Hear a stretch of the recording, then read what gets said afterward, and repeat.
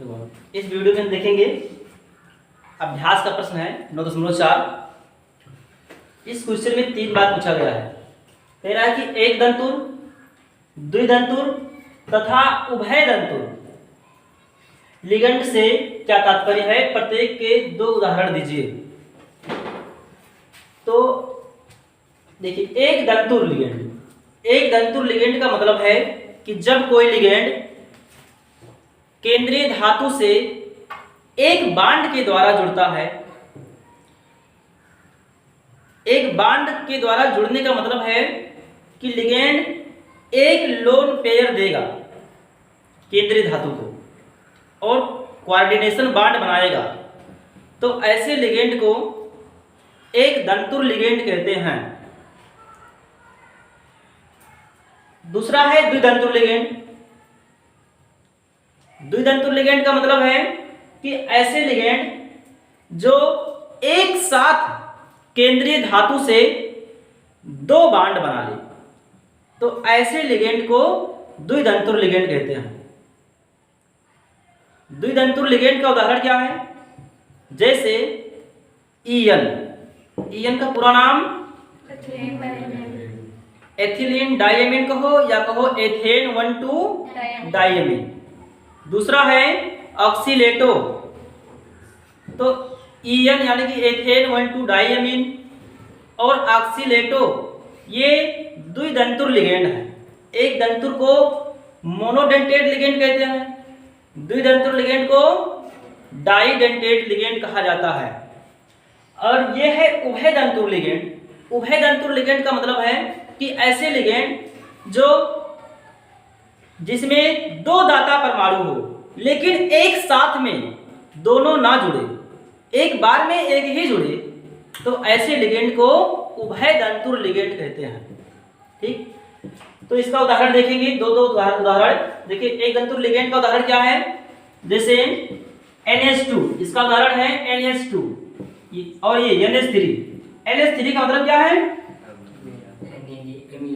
Amine, ammonia है, लेकिन इसको जब लिगेंड के रूप में लिखा जाता है तो एमीन लिखा जाता है। एमीन, अमोनिया को जब लिगेंड के रूप में लिखा जाता है तो इसका नाम क्या रहता है? एमीन रहता है। इसका नाम एमीन लिखा जाता है। तो एमीन एक दंतुर लिगेंड है। क्यों? क्योंकि ये एक बार में एक ही बांड बनाएगा। ठीक, देखिए इसके पास जो दाता परमाणु है, इलेक्ट्रॉन देने वाला है, वो नाइट्रोजन है। ये एक दंतुर लिगेंड है। ऐसे H2O एक दंतुर लिगेंड है। H2O में दाता परमाणु ऑक्सीजन होता है। ऑक्सीजन के पास 2 लोन पेयर है, लेकिन दोनों लोन पेयर एक साथ नहीं देगा, एक ही लोन पेयर से बांड बनाएगा, इसलिए ये एक दंतुर लिगेंड है।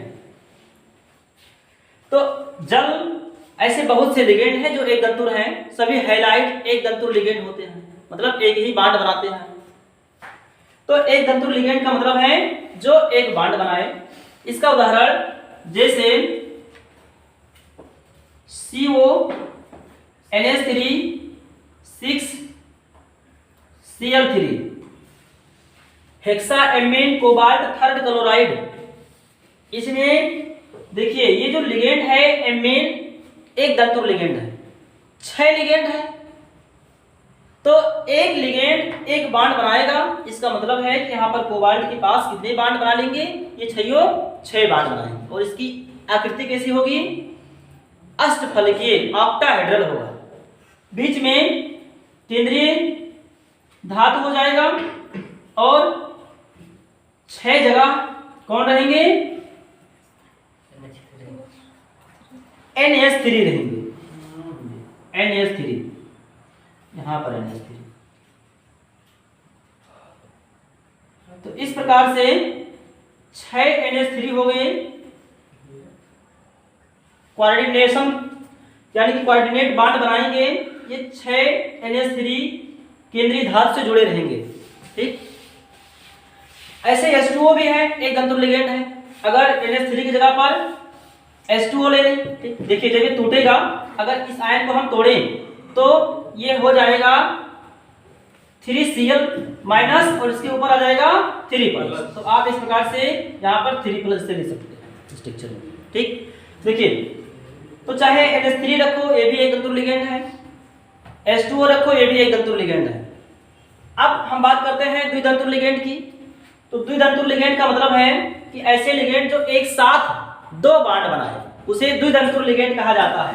तो इसका एग्जांपल है EN। EN को एथेन 1,2 डाइएमीन कहा जाता है।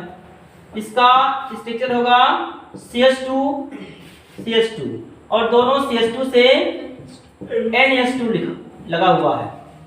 NH2 के पास लोन पेयर N के पास। देखिए ये द्वितंतु लिगेंड है, इसका नाम क्या है? एथेन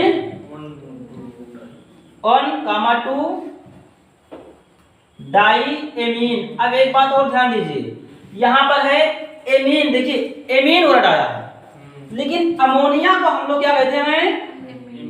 एमीन कहते हैं। ठीक, और जल को क्या कहते हैं?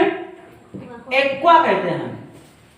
तो जल का जब ऐसे कोई यौगिक हो जिसमें लिगेंड जल हो तो उसका नाम एक्वा आएगा। अगर अमोनिया है तो उसके लिए एमीन आएगा। अगर NH2 है तो NH2 के लिए एमीन आएगा। ठीक, जैसे यहां पर देखो एमीन आ रहा है, एमीन नहीं लिखेंगे, यहां पर क्या आ रहा है? एमीन आ रहा है। क्यों? क्योंकि ये NH2 है तो एमीन आ रहा है। NH2 के लिए एमीन और NH3 रहेगा तो एमीन। तो देखिए ये द्वितंतु लिगेंड है, एक ही बार में दोनों यन केंद्रीय धातु से जुड़ सकता है, तो इसलिए ये द्वितंतु लिगेंड है। दूसरा एग्जांपल है द्वितंतु लिगेंड का OX। शॉर्ट में OS लिखते हैं, लेकिन OS का पूरा नाम क्या है? ऑक्सीलेटो। ऑक्सीलेटो इसका नाम है। ठीक, इस प्रकार से इसका स्ट्रक्चर होगा। देखिए जो ऑक्सीजन है इसके पास यहां 3 लोन पेयर, इस ऑक्सीजन के पास 2 ही लोन पेयर। तो ये ऑक्सीजन, इसमें ये भी जुड़ सकता है, ये भी। दोनों ऑक्सीजन एक साथ केंद्रीय धातु से जुड़ सकते हैं, इसलिए ये भी द्वितंतु लिगेंड है। तो EN और OX द्वितंतु लिगेंड है। इसके बाद है उभयतंतु लिगेंड। अब देखिए उभयतंतु लिगेंड का मतलब है कि जिसमें दाता परमाणु 2 लोग हों, लेकिन दोनों एक साथ ना जुड़े, एक बार में एक ही जुड़ेगा। जैसे NO2, अगर NO2 का N जुड़ रहा है तब इसका नाम होगा नाइट्रिटो N। देखो NO2 का अगर N जुड़ रहा है केंद्रीय धातु से तो उसका नाम होगा नाइट्रिटो N।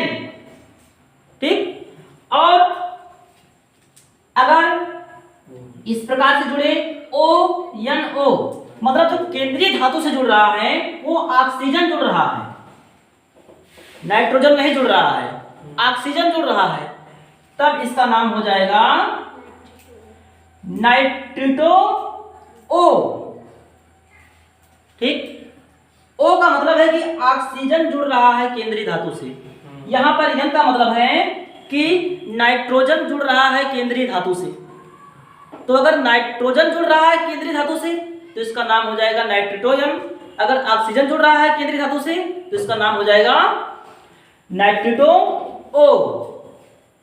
ठीक, उभयतंतु लिगेंड का मतलब है कि जिसमें दाता परमाणु 2 हो लेकिन एक साथ में एक ही बार में एक जुड़े, दोनों एक साथ ना जुड़े।